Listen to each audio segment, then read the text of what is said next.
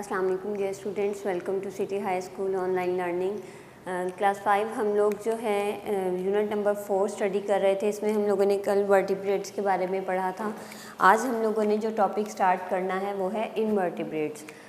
आपको याद है इनवर्टिब्रेट्स हम किसे कहते हैं? ऐसे एनिमल्स जिनके अंदर बैकबोन नहीं होती। वर्टिब्रेट्स उन एनिमल्स को कहते हैं जिनमें बैकबोन होती है, और इनवर्टिब्रेट्स उन एनिमल्स को कहते हैं जिनमें बैकबोन नहीं होती। तो आज हमने जो पढ़ना है वो है इनवर्टिब्रेट्स। और इनवर्टिब्रेट्स के बारे में अगर मैं आपको बताऊं कि दुनिया में, इस वर्ल्ड में जितने वर्टिब्रेट्स हैं उनसे कई ज़्यादा इनवर्टिब्रेट्स हैं।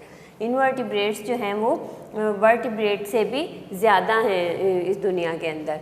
इनवर्टिब्रेट्स जो हैं ये अपने स्ट्रक्चरल फीचर्स की वजह से इनको हम लोगों ने फर्दर ग्रुप्स में डिवाइड किया हुआ है। इन्हें हमने डिवाइड किया है इनके स्ट्रक्चरल की बेसिस पर। इन्हें ग्रुप्स में डिवाइड किया गया है किस बेसिस पर? On the basis of their structure.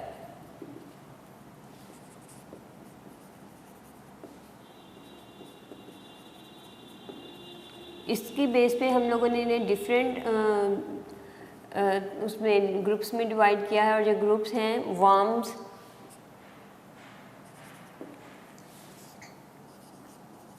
इनमें कुछ जो हैं वो वर्म्स होते हैं, इंसेक्ट्स होते हैं, कुछ इस तरह के इनवर्टिब्रेट्स हैं जिनमें जो है 3 और मोर पेयर ऑफ लेग्स होती हैं।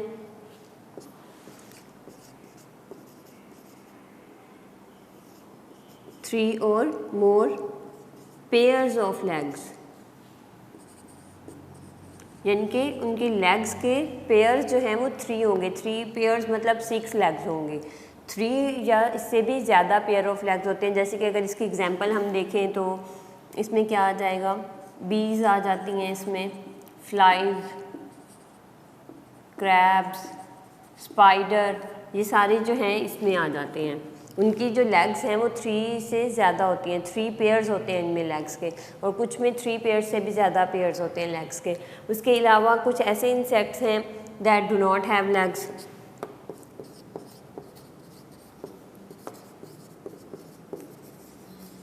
जैसे लेग्स के बगैर कौन से आ जाते हैं इनवर्टिब्रेट्स? इनमें आ जाते हैं मुलस्क्स। मुलस्क्स जो हैं ये जैसे कि अगर आपने वो देखी हो, स्नेल जो है, स्नेल भी एक मुलस्क है। इसमें आ जाते हैं मुलस्क्स आ जाते हैं, लीच आ जाती है, और इसमें स्नेल आ जाता है। ये सारे जो हैं इनमें जो है लेग्स नहीं होती। उसके अलावा कुछ ऐसे इंसेक्ट्स हैं जिनमें एंटीनाज होते हैं। उनके हेड के ऊपर एंटीना लगे हुए होते हैं। इसकी अगर हम एग्जांपल लें तो कौन से ऐसे इनवर्टिब्रेट्स हैं जिनमें एंटीना होते हैं? इनमें सारे के सारे इंसेक्ट्स आ जाते हैं। जितने भी इंसेक्ट्स हैं उनके हेड के ऊपर एंटीना लगा हुआ होता है। और कुछ ऐसे भी इनवर्टिब्रेट्स हैं जिनमें जो है वो होते हैं टेंटिकल्स होते हैं। टेंटिकल्स जो हैं ये भी एंटीना की तरह होते हैं, लेकिन ये उसकी बॉडी के नीचे इस तरह से निकले हुए होते हैं। इसकी एग्जांपल आ जाती है सी एनीमून। सी एनीमून जो है उसकी बॉडी इस तरह से होती है, उसमें टेंटिकल्स ही होते हैं, मतलब ऐसे ये इस तरह से टेंटिकल्स होते हैं उसकी। तो सी एनीमून जो है उनमें टेंटिकल्स हो गए। और इस तरह से कुछ ऐसे इनवर्टिब्रेट्स हैं जिनकी बॉडीज़ बहुत सॉफ्ट होती हैं और उनमें कोई टेंटिकल या कोई एंटीना नहीं होता। जैसे कि स्टारफिश जो है वो तो स्टार शेप की होती है ना उसकी लेग्स हैं, ना उसकी लेग्स हैं, ना ही उसमें कोई एंटीना है, ना ही उसका कोई टेंटिकल्स होता है। और कुछ ऐसे हैं जिनमें हार्ड शेल होता है। जैसे कि स्नेल की अगर हम बात करें, स्नेल जो है उसकी बॉडी के बाहर एक शेल होता है हार्ड सा। वो स्नेल ये भी एक इनवर्टिब्रेट है, इसमें हार्ड शेल होता है। कुछ में एक्सोस्केलेटन होता है। अब इसमें आ जाता है लेडी बर्ड। लेडी बर्ड तो देखा हुआ है ना आप लोगों ने स्टूडेंट्स? वो जो रेड कलर का होता है और उसके ऊपर ब्लैक कलर के डॉट्स लगे हुए डॉट्स होते हैं। ऐसा एक इंसेक्ट होता है, उस रेड कलर का होता है, उसकी कवरिंग जो है बाहर वाली, और उसके ऊपर ब्लैक कलर के डॉट्स होते हैं, वो होता है लेडी बर्ड।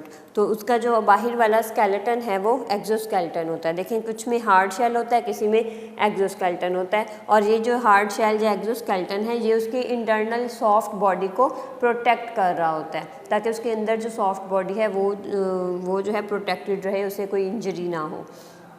सो स्टूडेंट्स, हम लोगों ने यहाँ पे इन्वर्टिब्रेट्स के डिफरेंट टाइप्स हम लोगों ने देखी कि इन्वर्टिब्रेट्स जो हैं उनको डिफरेंट उनके स्ट्रक्चरल फीचर्स की बेस पे डिफरेंट ग्रुप्स में डिवाइड किया गया है। इनमें वर्म्स आते हैं, इंसेक्ट्स आते हैं, और फिर ये बाकी सारे जो हैं ये भी मैंने इसमें आपको बताए कि कुछ ऐसे हैं जिनमें थ्री या थ्री से भी ज़्यादा पेयर्स होते हैं लेग्स के, जैसे कि बीज, flies, and some do not have legs.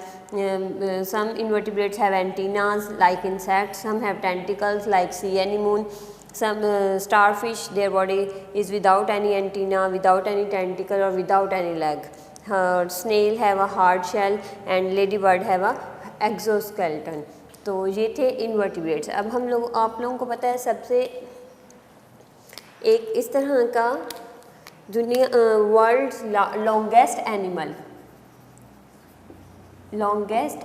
जो है, one of the longest animal जो है वो बूटलेस वर्म है।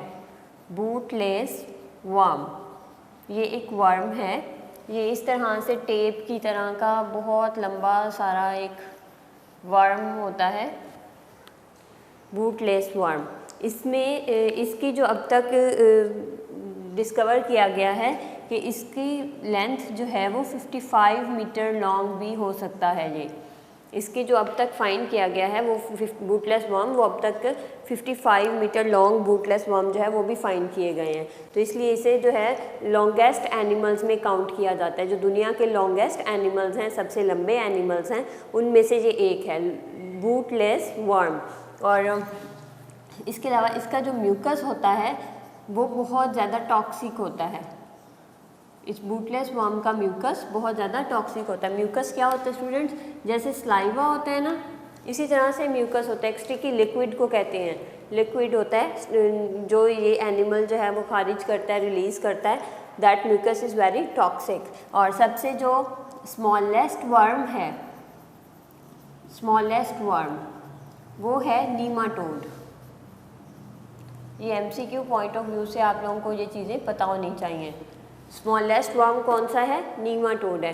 ये इतना स्मॉल होता है कि एक कॉइन जो होती है, एक कॉइन होता है सिक्का, उसकी जो थिकनेस है, मतलब अगर आप उसे, जैसे ये एक कॉइन है, ये इतना सा थिक होता है, यहाँ से यहाँ तक इतना सा ऐसे बारीक सा थिक होता है ना।